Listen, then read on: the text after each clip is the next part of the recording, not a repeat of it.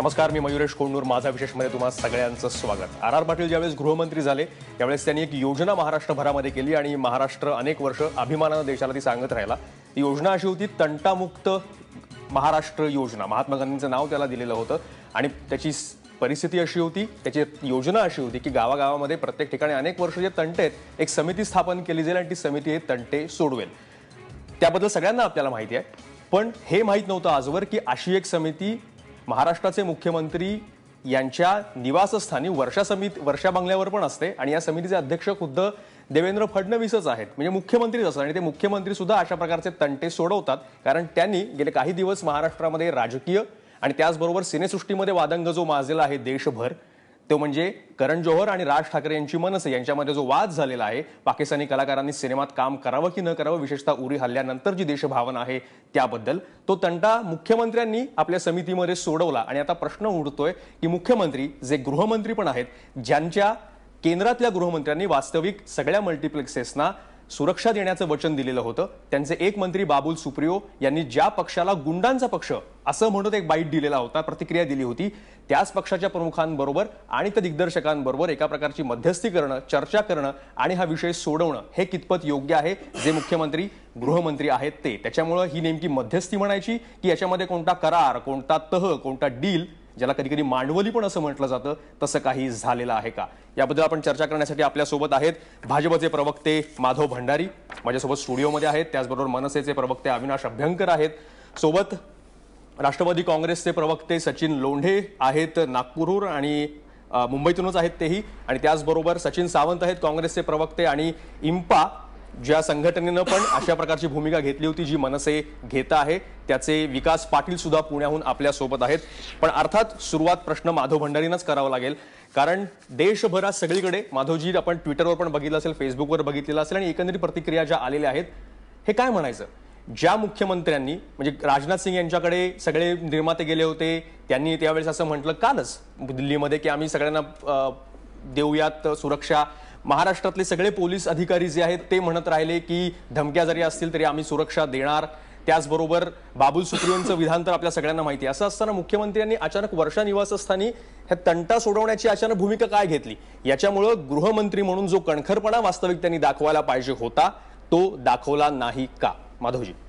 मुख्यमंत्र्यांनी गृहमंत्री म्हणून जी काही कारवाई करायची होती आणि जी भूमिका घ्यायची होती ती पहिल्या दिवसापासून घेतली होती. त्यामध्ये अशा विरोध करणाऱ्यांवरती कारवाई करण्याचं काम सुद्धा गृहमंत्र्यांनी पोलिसांनी केलं होतं. आता ही जी निर्मात्यांची संस्था आहे गिल्ड, पण त्यांच्यावर जेव्हा कारवाई अनेक दिवसानंतर झाली त्यावेळेस कोर्टाने त्यांना सोडताना काय म्हटलं हे आपल्याला माहिती असेलच. काय म्हटलं? त्या सगळ्या कार्यकर्त्यांना सोडलं मनसेच्या. शिरीषजी बरोबर आहे? ठीक आहे ना. अविनाशजी? हो, सोडलं ना. त्याच्यामध्ये काय विशेष आहे?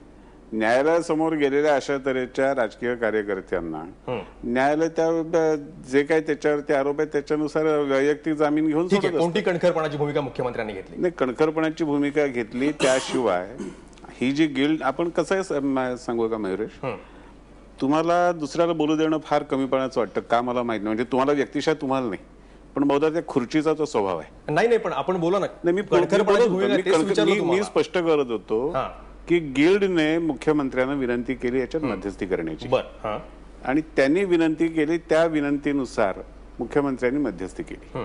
या पलीकडे याच्यामध्ये मुख्यमंत्र्यांची भूमिका काही नाही. आणि जर गिल्डने विनंती केली नसती आणि गिल्डला विनंती करायची गरज का वाटली याची उत्तरं गिल्ड देईल. त्याच्याबद्दल तुम्ही त्यांना प्रश्न विचारा.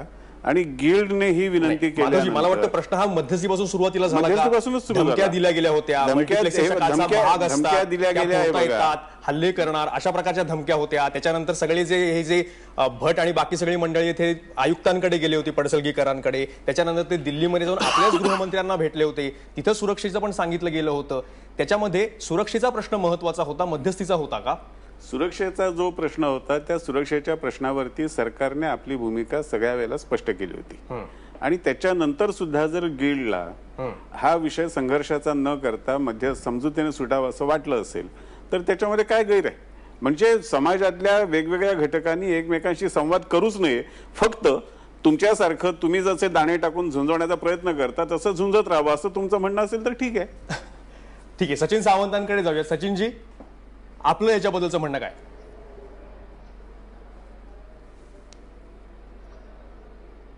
नाही, आता हा तुम्ही पहिल्या सुरुवातीला जी चर्चा सुरू केली त्याच्यामध्ये तंटामुक्त महाराष्ट्र याच्याशी तुलना केली. हा काही तंटा नाहीये, एक लक्षात घेतलं पाहिजे. कायदा हातात घेणाऱ्यांच्या बरोबर चर्चा माननीय मुख्यमंत्री करतायत आणि ज्या कायदा हातात घेणाऱ्या लोकांच्या बद्दलची दहशत ज्यांच्याबद्दल आहे, मुख्यमंत्र्यांची जी जबाबदारी आहे की त्यांना संरक्षण देण्याची, त्यांना दिलासा देण्याची, भीतीमुक्त करण्याची, त्यांना त्या ठिकाणी आणून त्यांच्याबरोबर बसवून त्या ठिकाणी ही मांडवली करण्यात आली आहे. लक्षात घेतलं पाहिजे. भंडारी साहेब, मला माहिती नाही काय म्हणतात, त्याचं काय स्पष्टीकरण आहे. विषय असा आहे की या राज्यामध्ये अनेकांना धमक्या दिल्या जातात. त्या दुबईवरनं होतात, थायलंडवरनं होतात, अनेक ठिकाणावरनं होतात, वेगवेगळ्या पातळीवर त्या धमक्या दिल्या जातात आणि ज्यांना धमक्या दिल्या जातात ते बिचारे दहशतीला असतात, ते पोलिसांकडे जातात. त्यामुळे पोलिसांनी त्यांच्याबरोबर बोलून त्या ठिकाणी मध्यस्थी करण्याची गरज आहे का मांडवली करण्याची गरज आहे का? विषय असा आहे की पाक कलाकारांवर बंदी घालण्याचा निर्णय हा मोदी सरकारच्या अखत्यारीतला आहे. देशहिताकरता परराष्ट्र नीती कशी असली पाहिजे हे मोदी ठरवणार. तुम्हाला जर अधिकार असेल, तुम्हाला जर फारच त्या ठिकाणी मागणी करायची असेल तर मोदी सरकारकडे तुम्ही मागणी करा. तुमचंच सरकार आहे, मुख्यमंत्र्यांनी त्या दृष्टिकोनातून पावलं उचलली पाहिजे होती. परंतु जोपर्यंत तसा नियम येत नाही, तशा तऱ्हेचं मोदी सरकारचं एक ठिकाणी त्याचा निर्णय होत नाही, तोपर्यंत कायदा सुव्यवस्था राखणं ही मुख्यमंत्र्यांची जबाबदारी होती. परंतु दुर्दैवानं आज राजकीय गुंडगिरी समोर मुख्यमंत्री स्वतः झुकलेले नाहीत, तर त्याबरोबर त्यांनी महाराष्ट्राला आणि इतरांनाही झुकायला भाग पाडलेला आहे. लक्षात घेतलं पाहिजे. हाच महत्वाचा मुद्दा आहे माधवजी. प्रश्न मध्यस्थीचा किंवा सगळीकडे सुसंवाद असावा अशी एक आपण भूमिका अगोदर व्यक्त केली. त्याच्यामध्ये हाच मुळात प्रश्न आहे की त्या धमक्यांचा प्रश्न होता, त्याच्याबद्दल पोलिसांकडे मदत सुद्धा मागण्यात आलेली होती. पोलिसांनी सुद्धा अगोदर आम्ही ती देतो असं म्हटलं होतं. मी येतो तुमच्याकडे, करून देऊ सचिनजी, मी येतो तुमच्याकडे. आणि त्याच वेळेस आपल्याला मागचं पण उदाहरण आपल्याला आठवण करून द्यायला पाहिजे. काँग्रेसचे प्रवक्ते बोलतायत म्हणून ज्यावेळेस माय नेम इज खानचा प्रश्न आलेला होता, त्यावेळेस अशोक चव्हाण मुख्यमंत्री होते, शिवसेनेनं आंदोलन पुकारलेलं होतं आणि त्यावेळेसच्या सरकारनं जरी ही त्यांना सुद्धा मध्यस्थीची भूमिका घेता आली असती, पण तरी सुद्धा त्यावेळेसच्या गृहमंत्र्यांनी भूमिका घेतली होती की सुरक्षा देण्याची. तशा प्रकारची गोष्ट यावेळेस गृहमंत्री आणि तेच मुख्यमंत्री सुद्धा आहेत, त्यांना का घेता आली नाही? मला आश्चर्य वाटतं की जे समोर दिसतं ते सुद्धा नाकारायचं, जे ऐकलं असं तुम्हीच रिपोर्टिंग करता ते सुद्धा नाकारायचं आणि फक्त तुमच्या मनातलं तुम्हाला एक तास याच्यामध्ये झुंजवायचं आहे म्हणून त्या पद्धतीने बोलत राहायचं. नाही, मला बोलू द्या, आपली भूमिका मला माझी भूमिका मांडू द्या. हो, आपलं मत कळलेलं आहे. आता या विषयावरचं पण आपलं मत नाही. या विषयामधली वस्तुस्थिती सांगतो की सुरुवातीपासून तुम्हीच इथे रिपोर्टिंग केलं की राजनाथ सिंगने सांगितलं की आम्ही पूर्ण संरक्षण देऊ. मुख्यमंत्र्यांनी या ठिकाणी संरक्षण दिलेलं होतं, पोलिसांनी कारवाई केलेली होती.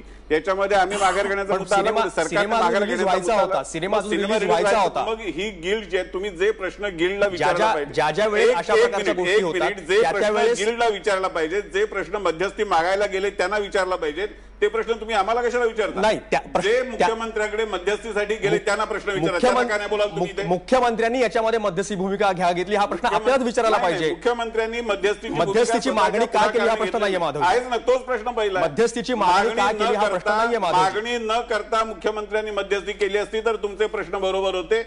जे लोक मध्यस्थीची मागणी करायला गेले त्यांना तुम्ही इथे बोलावलेलं नाही, त्यांना तुम्ही बाजूला ठेवताय, विनाकारण या पद्धतीची चर्चा घडवताय, हे अत्यंत अक्षम्य. माधवजी, मनसे हा एकमेव पक्ष नाही आणि त्यांची ही एकमेव मागणी नाही. उद्या असे अनेक जण अशा प्रकारच्या मागण्या करतील, सिनेमे रिलीज होऊ द्या नाही म्हणतील, नाटक रिलीज होऊ द्या म्हणतील. प्रत्येक वेळेस मुख्यमंत्री येणार, कोणी मुख्यमंत्र्यांकडे मध्यस्थीसाठी जावं, आपल्याला काय ज्या वेळेस अशा प्रकारची भूमिका येणार आहे त्या विषयाचा मुख्यमंत्र्यांशी भाजपशी काही संबंध नाही. त्याच्यावरती भाजपला आरोपीच्या पिंजऱ्यात उभं करण्याचं तुमचं राजकारण बस झालं. प्रश्न भाजपचा नाहीये, प्रश्न मुख्यमंत्र्यांचा आणि त्यांच्या ऑफिसचा आहे माधवजी. ज्या वेळेस एक साधा प्रश्न, माझा साधा प्रश्न, एक साधा प्रश्न यापुढे, ठीक आहे, येतो सचिनजी तुमच्याकडे. गिल्डने मध्यस्थीची मागणी केली, ज्यांनी मध्यस्थीची मागणी केली, ज्यांनी हा प्रश्न मुख्यमंत्र्यांकडे नेला त्यांना तुम्ही का नाही विचारत? आणि ज्यांना गृहमंत्र्यांकडे जाऊन आल्यानंतर मुख्यमंत्र्यांनी कारवाई केली, खात्री दिल्यानंतर, गृहमंत्र्यांनी खात्री दिल्यानंतर यांना परत का जावंसं वाटलं? ज्यांनी जे मध्यस्थीला गेले त्यांना तुम्ही इथे चर्चेला का बोलवलं? आपला प्रश्न हा आहे माधवजी, मुख्यमंत्र्यांनी ती मागणी का मान्य केली? ज्यांनी मध्यस्थीची मागणी केली बोला सचिनजी बोला. तुम्ही काही लोकांना बाजूला का ठेवलं? सचिनजी बोला. साहेब चुकीचं बोलतायत. भंडारी साहेब, एवढं त्रागा करण्याची आवश्यकता नाही. तुम्हाला त्रास होतोय कारण की सगळी तुमची भूमिका जी आहे ती उघडी पडली. पहिली मला काही त्रास नाही होत आहे. दाऊदकडनं मला फोन आला आणि दाऊदच्या बद्दल मी तक्रार करायला गेलो, मला दहशत वाटते. त्यावेळेला दाऊदला फोन करणार होते मुख्यमंत्री. सचिन सावंत मुख्यमंत्री जबाबदार आहेत. संविधानिक पदाची त्यांनी शपथ घेतली त्यांनी. त्यामुळे कोणी काय मागणी करावी त्यानुसार मुख्यमंत्र्यांनी वागण्याची आवश्यकता नाही. त्यांनी मागणी करणे माझं यांच्याशी बोलणं करून द्या हे काम मुख्यमंत्र्यांचं नाही आहे. मुख्यमंत्र्यांचं काम अजून अशा कोणकोणत्या प्रकरणामध्ये मुख्यमंत्री मध्यस्थी करणार आहेत? मला सचिन सावंतांना एक प्रश्न विचारायचा आहे. त्यांना मी त्या ठिकाणी ठोकून काढू. मला सचिन सावंतांना एक प्रश्न विचारायचा आहे. जी जबाबदारी आहे ती पार पाडू. मला सचिन सावंतांना एक प्रश्न विचारायचा त्यांना बोलून घेताय आणि जे दहशत माजवतात त्यांना बोलून घेऊन त्या ठिकाणी मध्यस्थी करताय. ठीक आहे, विचारा. सचिन सावंतांना एक प्रश्न विचारा. तुम्ही दाऊद इब्राहिम आणि मनसे यांना एका पार्ट्यात बसवताय. तुमचं आत्ताचं जे विधान आहे तुम्ही दाऊद इब्राहिम आणि मनसे या दोघांना एका मापाने मोजताय. विषय हा तत्वाचा आहे. विषय तत्वाचा नाहीये. भंडारी साहेब, विषय तुमच्या भूमिकेचा आहे. तुमची भूमिका तुम्ही जाहीरपणे ही भूमिका घेतलेली आहे दाऊद इब्राहिम आणि मनसे हे तुम्ही एका मापाने मोजताय आणि तसं तुम्ही मोजत असाल तर माफ करा आम्ही त्यांना या मापाने मोजत नाही. मनसे हा या राज्यातला एक मान्यता प्राप्त पक्ष आहे. त्यांचे आमदार आहेत, त्यांचे नगरसेवक आहेत, त्यांना अधिकार आहे. काय केलं पाहिजे याच्यावर काही चूक नाही. ठीक एक मिनिट. नाही ठीक आहे एक मिनिट. सचिनजी मी येतो तुमच्याकडे. ठीक आहे, तुम्ही असं म्हणताना की ज्यावेळेस अशा प्रकारची परिस्थिती येईल त्यावेळेस तुम्ही अशी भूमिका घ्याल. माझं उदाहरण दिलं. मला त्या ठिकाणी दाऊदने फोन केला आणि धमकी दिली तर मी काय करायचं? मला एक सांगा माधवजी, काही महिन्यांपूर्वी शिवसेना घेतला पाहिजे. तात्विक विषय आहे.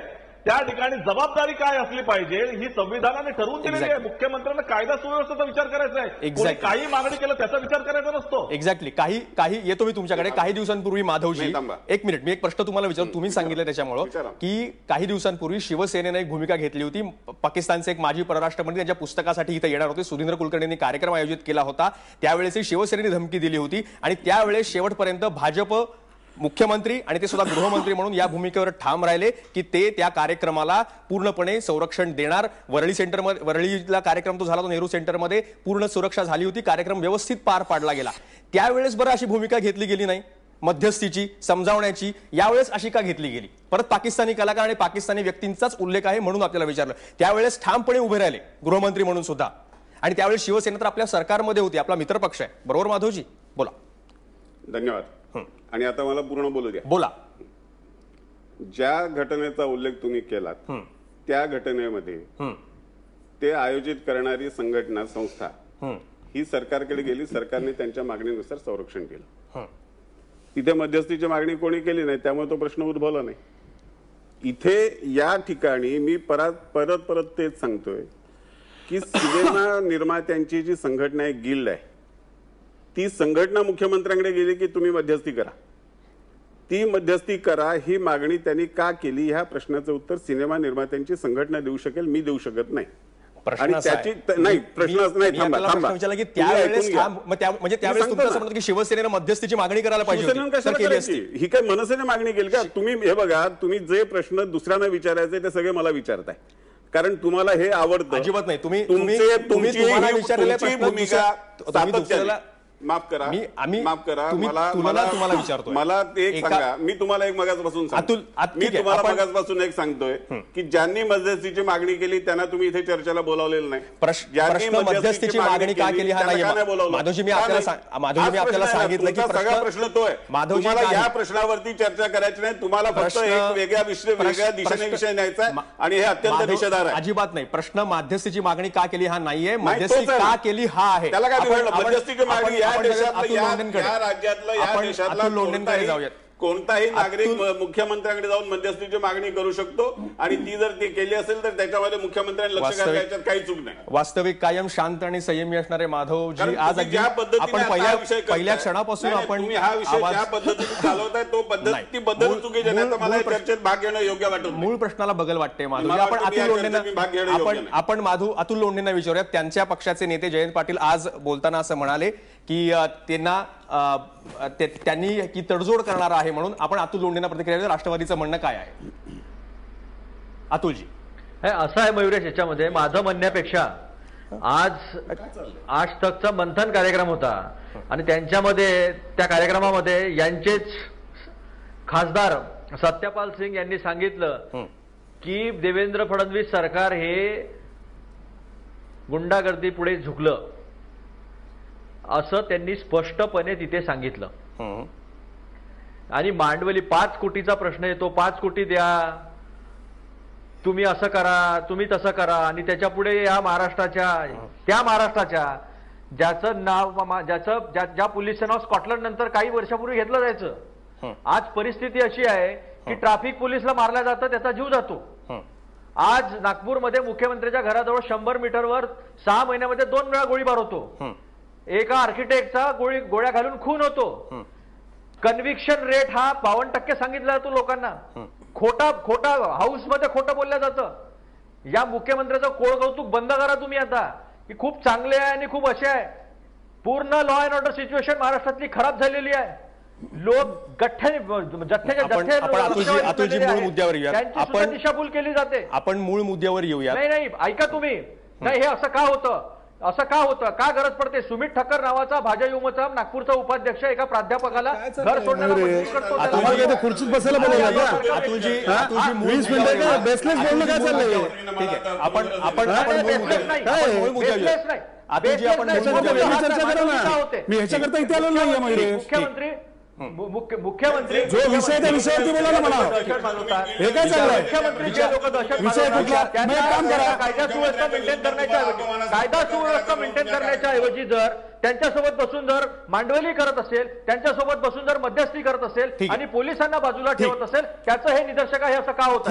ठीक आहे. आपण एक छोटासा ब्रेक घेऊयात. ब्रेक नंतर परत येऊयात आणि मनसेची पण याच्यामध्ये बाजू आहे. पण मनसेना विचारूयात की त्यांनी हे आंदोलन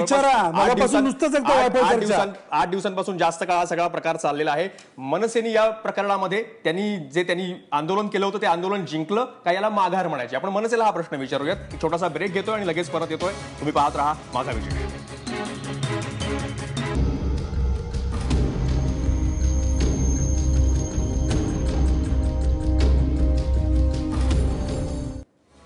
ब्रेकनंतर तुमचं स्वागत. आज वर्षावर यापूर्वी कधी जे घडलं होतं ते घडलं आणि हा प्रघात जो मुख्यमंत्र्यांनी पाडलेला आहे हा योग्य आहे की अयोग्य यावर आपण चर्चा करतो. जाऊया आता मनसेकडे, कारण मनसेने हे आंदोलन सुरू केलं आणि ही चर्चा देशभर सगळीकडे सुरू झाली. अभ्यंकर आपल्या बरोबर आहेत, अविनाश अभ्यंकर. अविनाशजी, एवढा सगळा हा विषय अगोदर मुंबईत सुरू झाला, मग महाराष्ट्रभर चर्चा सुरू झाली, मग देशभर चर्चा सुरू झाली. या सगळ्या प्रकरणामध्ये एका प्रकारे अखेरीस परवानगी मिळाली करण जोहरला. ही मनसेची माघार म्हणायची का मनसेचा हा विजय म्हणायचा? आणि उद्या रईस बद्दल पण आक्षेप आहेत, अजून कोणी काही होतील. आणि मग आर्मी वेलफेअर फंडाला जर 5 कोटी रुपये दिले तर प्रत्येक ठिकाणी मध्ये देशभक्ती आहे असं सिद्ध होईल आणि मग प्रत्येक वेळेस परवानगी मिळेल का, असंही म्हणता येईल त्याचं उत्तर. जसं करण जोहरला आता परवानगी दिली आहे आणि मग त्यावेळेस आंदोलन होणार नाहीत असं होईल. झालं. ह्याचं उत्तर सविस्तर देऊ का मध्ये सांगू? आता परत आपण गुलाबातनं मत कसा काढायचा विषयावर जाऊ. नाही बोला. हा मूळ विषय. आता पहिली गोष्ट मला सविस्तर बोलूया. सगळ्यांचं बोलणं नीट ऐकलेलं आहे. मला पहिलं म्हणजे हास्यास्पद वाटतंय की हे दोन्ही काँग्रेस आणि राष्ट्रवादी हे कुठल्या तोंडाने इथे बसतायत. नंबर 1 त्याचे कारण असं आहे की एकाने म्हटलं रक्ताची दलाली त्या गोष्टीला, दुसऱ्यांनी ज्या तत्वावरती पक्ष काढला होता त्यांच्याचीच पक्ष स्थापनेनंतर 2 महिन्यात तडजोड करून सत्तेत आले. असो, ते विषयात इकडचे नेते मी त्याला फारकत देणार नाही, परंतु आठवण करून दिली. त्याहूनही महत्वाचं, आपण स्वतः काही केलंय का या विषयावरती? नौटंकी म्हणा, नाटक म्हणा, स्टंट म्हणा, तुम्ही काही केलं का? मग तुम्हाला नैतिकता आहे का याच्यावर बोलण्याची? आणि दुसरं, घटनात्मक प्रमुख किंवा या राज्याचे प्रमुख म्हणून ते जसे वेगवेगळ्या लोकांना बोलवतात तसं त्यांनी त्या लोकांना, गिल्डच्या लोकांना बोलवलं असेल. आणि आजपर्यंत, आता मला बोलायला 1 मिनिट मयुरेश, आणि आजपर्यंत जे घडलेलं नाही आहे काय पोटशू का उठलंय मी समजू शकतो. हे तुम्ही केलं असतं आणि ह्याचं आम्ही क्रेडिट घेत नाही आहोत. कळलं का? हा एक आवाज होता जो आमच्या लोकांनी गेली 7 ते 8 वर्ष उठवला होता. ऐकून घ्या. आणि आजपर्यंत असं कधी घडलं होतं का हो की एक पिक्चर प्रदर्शित व्हावा का याकरता देशाच्या गृहमंत्र्यापर्यंत एखादी गोष्ट जावी किंवा राज्याच्या मुख्यमंत्र्यांपर्यंत एखादी गोष्ट जावी आणि त्याच्यामध्ये जी मागणी होती, ह्यांचं कसं होतं, ह्यांचे जेव्हा सत्य तेव्हा आणि पाककडे नाराजी व्यक्त केली, निदान हल्ला तरी केला. ह्यांचे काय म्हणतात की फालतू जाहिरात. Let me talk let me finish. तुम्हाला मूळ प्रश्नावर येतो त्यांना सगळं बोलायला दिलं. मी टप्प्याटप्प्यावर बोलतो. 1 मिनिट थांबा. यांनी काय सांगितलं? केलेल्या कामाची जाहिरातबाजी करू नये. बरोबर आहे. एक लक्षात ठेवा, सन्मान्य मुख्यमंत्र्यांनी तिकडे जेव्हा बोलवलं होतं, आमची मागणी काय होती? पाक कलाकारांना ह्याच्या पुढे काम देता कामा नये. त्यांनी लिखित स्वरूपात दिलेलं आहे, लिखित स्वरूपात, गिल्टनी लिखित स्वरूपात ते देत आहेत. ह्यांचे ईमेल आयडी द्यावेत, ह्यांच्याकडे ईमेल आयडी पोहोचतील, ईमेलवरती त्यांना उत्तरं पोहोचतील. नंबर 1 की ह्याच्या पुढे पाक कलाकारांना या देशात काम मिळणार नाही. हा फक्त मनसेचा विजय नाहीये, हा लोकभावनेचा विजय आहे. आणि त्याला जर मुख्यमंत्री कारण ठरत असतील, ठीक आहे, अनेक विषयांवरती तुमचे हा प्रश्न जो आहे माधवजी, हा प्रश्न अगोदर पण विचारला माझं एक मिनिट आहे, की हे जे लोक आहेत हे वर्क विजावर इथे येतात. उत्तर द्यायचंय, दुसऱ्याचं उत्तर नाही. दुसऱ्याचं उत्तर आज द्यायचंय, आपण एकत्र आहात म्हणूनच विचारतो. दुसऱ्याचं उत्तर देतोय. त्याचीच एक corollary आहे, मला त्याला संपून दे. विचारतोय. ही जी लोक इकडे येतात, ही लोक इकडे वर्क परमिट वरती येत नाहीत, हे टुरिस्ट व्हिसावरती येतात, समजून घ्या. आणि हे वर्षानुवर्ष अनादिकालापासून चालू आहे. आज मनसेनी ह्या रूपाने पाकिस्तानच्या विरोधाला एक आवाज उठवलेला आहे, ज्याला सर्वांनी साथ दिली, ज्याला गिल्ड सारख्या संस्थेने, प्रत्येक ठिकाणी डिफरन्स ओपिनियन असतात की त्यांनी ते केलेलं आहे. ह्याच्यामध्ये त्याचप्रमाणे एक सेकंड शेवटचं सांगतो. त्याचप्रमाणे हा पिक्चर सुरू व्हायच्या आधी एक संपूर्ण स्लाइड येणार आहे की ज्याच्यावरती ह्यामध्ये शहीद झालेल्या जवानांची ते श्रद्धांजली व्यक्त करणार आहेत. आणि एक समजून घ्या, एखादी गोष्ट जर चांगली घडत असेल आणि ती एक नवीन पायंडा जर पडला असेल, नवीन पायंडा म्हणजे कुठला, की जर पाक कलाकारांना इकडे ह्याच्या पुढे काम मिळणार नसेल आणि त्यांच्या गिल्डच्या प्रेसिडेंटनी जर जाहीर केलं असेल तर याचं कौतुक करायला पाहिजे. ह्याच्यामध्ये तडजोडी, माघारी, मध्यस्थी, मांडवली आणि हे शब्द जे असतात ना, हे ह्यांना जास्ती माहिती आहेत, कारण ह्यांचेच काही नेते जेलमध्ये आहेत. कळलं का तुम्हाला? चर्चा करताना आपली कास फुटलेली आहे की आज भाजपनं आमच्या पक्षाला गुंडांचा पक्ष म्हणताना हे राष्ट्रवादीला गुंडांचा पक्ष बोलण्याचा अधिकार नाही काम करण्यावर याबद्दल आपलं सरकार धोरणात्मक निर्णय का नाही काही घेत? आज मुख्यमंत्र्यांनी पण बोलून दाखवलं माझ्याच कार्यक्रमामध्ये की तेच नाहीये, त्यांनी आता सध्या भावना अशी की त्यांनी काम करू नये इथं म्हणून. मग हे धोरणात्मक निर्णय का होत नाहीयेत? त्याच्याबद्दल हे राजकीय चुलिका पेटवायच्या, त्याच्याबद्दल धोरणात्मक निर्णय का नाही घेत सरकार? याच्यामध्ये धोरणात्मक निर्णय घेण्याचा काही प्रश्न नाही. या देशाचा कायदा आहे की ज्याच्याकडे वर्क परमिट नाही, जे टुरिस्ट व्हिसावरती येतात, त्यांनी या पद्धतीने वर्क परमिट शिवाय काम करू नये, हा देशाचा कायदा आहे. आणि या कायद्याची अंमलबजावणी यापुढे आतापर्यंत झाली नसेल तर या पुढच्या काळामध्ये ती अंमलबजावणी कठोरपणे होईल याची खात्री याचा अर्थ भाजप सरकार केंद्रातलं आणि राज्यातलं हे अशा प्रकारे भूमिका घेईल का की आता यापुढे कामच करेल? घेईल हे मी तुम्हाला पूर्ण जबाबदारीने सांगतो, कारण माझी या विषयावर मुख्यमंत्र्यांशी चर्चा झालेली आहे आणि आम्ही सुद्धा मुख्यमंत्र्यांकडे ही मागणी केली की जे वर्क परमिट शिवाय काम करणारे आहेत त्यांना बाहेर काढा. एकदा मी विकास पाटलांकडे जातो, तेही बराच वेळ इथं आहेत. विकासजी, आपली प्रतिक्रिया काय आहे इम्पाचे अध्यक्ष म्हणून? आता म्हणजे आपण ही मनसेच्या आणि सरकारच्या भूमिकेशी काय सहमत आहात का? आणि आता प्रत्येक वेळेस अशा प्रकारचा विरोध झाला आणि जर असं आर्मी वेलफेअर फंडाला दिलं तर अशा प्रकारचे वाद सुटतील, मिटतील, होणारच नाही असं आपल्याला वाटतं का?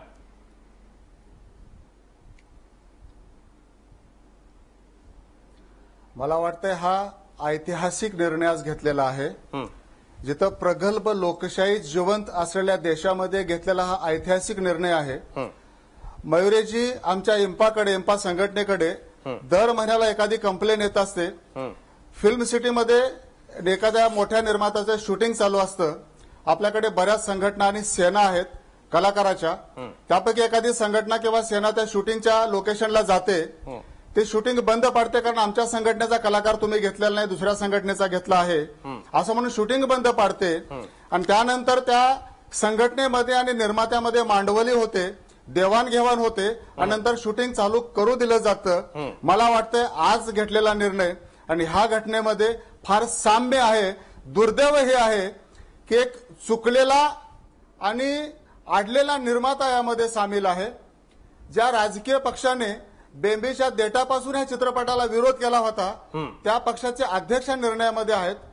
आणि ज्या शासनाची जबाबदारी आहे, शासनाने कुठल्याही अधिकृतपणे पाकिस्तानी चित्रपटावर किंवा हे झालं हे योग्य झालं काय? आपलं काय म्हणणं, योग्य की अयोग्य जे झालं? शासनाने अधिकृतपणे हा चित्रपट प्रदर्शित करण्यासाठी संरक्षण दिलं असताना अशा पद्धतीनं मांडवली करून शहीद जवानांसाठी आर्मी वेलफेअर फंडासाठी तुमचं म्हणणं काय आहे की तुमचं म्हणणं काय आहे की फडणवीसांनी योग्य आहे का चुकीचं आहे? आपलं म्हणणं काय की फडणवीसांनी सुरक्षा द्यायला पाहिजे होती की मध्यस्थी? निर्णय योग्य आहे का चुकीचा आहे? एक मिनिट, आपलं म्हणणं काय की सुरक्षा द्यायला पाहिजे होती की अशी मध्यस्थी करायला पाहिजे होती? सुरुवातीला निर्णय घेतला होता कलाकारांना काम करायला देणार नाही. हा निर्णय योग्य आहे का चुकीचा आहे यावर बोला. ज्या चित्रपटामध्ये काय घडलंय सांगू नका. पूर्ण काय दिवस आम्हाला माहिती आहे. पण इथून पुढे चित्रपटामध्ये त्यांना घेतलं जाऊ नाही. पाटीलजी एक मिनिट अविनाशजी, मला वाटतं माझा आवाज तुमच्यापर्यंत गेला नाही. पाटीलजी हे सांगा की सुरक्षा द्यायला पाहिजे होती गृहमंत्री म्हणून फडणवीसांनी की आता जी केली ती मध्यस्थी ही बरोबर आहे? आपलं म्हणणं काय आहे?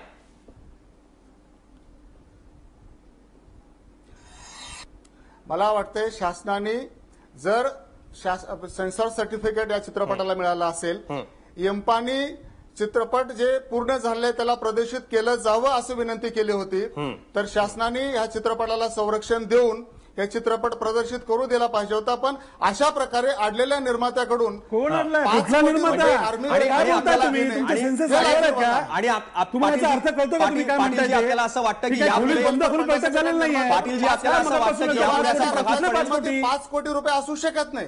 अहो, एक लक्षात जवानाच्या घ्या, रक्ताची त्या किंमतच चर्चेमध्ये असू शकत समोर नाही. त्या ह्याची त्या कुठली ती त्या गिल्डची लोक बसली होती, सन्मान्य जवानाच्या- मुख्यमंत्री बसले होते, त्यांना- आणि जेव्हा तो करण जोहर आपण हात अशा जोडून प्रकारे हाताला पडत पाकिस्तानी होता, चित्रपट तेव्हा त्यांना एक सुद्धा सूचना केली आणि अभिलाषी त्यांना सांगितलं, साठी- एक सेकंद, त्यांना सांगितलं की हा निर्णय बदनामी करत मुख्यमंत्री आहे. आणि त्यांच्याकडे- परिषद साहेब यांनी घ्यायचा आहे. आपण फंड कळलं का? आपण अभिलाषी काय एक बोलतोय मिनिट. लक्षात घ्या. अभिलाषी- एकदा म्हणता ऐतिहासिक निर्णय, एकदा एखादा म्हणता चित्रपट जबाबदारी. हाफिज सईदनी आपण काढला, काय केलं इतके वर्ष मग? तर त्याच्याकडे आपण आर्मी आपण काय वेलफेअर झोपवता फंडाचे का इतके वर्ष? पैसे आपण आपण काय रिलीज करत करून होता? देणार का? तो घ्यायचा का आणि नाही घ्यायचा आता नंतरचा फक्त विषय आहे. महाराष्ट्रापुरता परंतु आहे. पाकिस्तानी ठीक. कलाकारांना आपण- घ्यायचा नाही हा विषय महत्त्वाचा आपण- नाहीये का? आपण- मांडवलीमुळे एक मिनिट आपण अशा काय प्रकारच्या करतो? निर्णयामुळे आपण एक महाराष्ट्राच्या आपल्याकडे एकदम जनतेचा शेवटचा आपल्याकडे एकदम भारताच्या शेवटचा जनतेचा- काळ आहे. आपल्याकडे शेवटचे काही मिनिट आहेत. सर्व मी सैनिकांचा मी येतो. आणि जवानाचा अपमान अहो, तुम्ही झालेला हा आहे. अपमान कसा असेल? हो? तुम्हाला मला कळतंय आता का? वाटतंय आपल्याकडे- करण जोहरने- शिक्षण जे येणार आहेत करण ते- जोहरने मला एक स्वतःहून हा मिनिट, निर्णय एक जाहीर मिनिट. केला असता. तुमचं भान जागेवर आहे का? तुम्ही काय बोलताय? अविनाशजी एक वाटेल तेव्हा. Nonsense वर बोलताय. अविनाशजी एक मिनिट मला विशेष माहिती नाही एक आपण या चर्चेमध्ये जरा थोडं शांत राहूयात. एक चर्चा आपल्याला आता थांबवावी लागते आहे.